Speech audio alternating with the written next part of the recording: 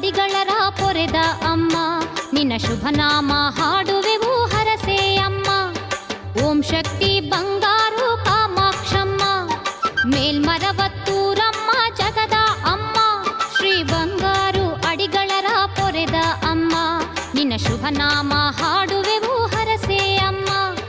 Jnaneshwari ಜೀವೇಶ್ವರಿ Rajeshwari Kameshwari Vageeshwari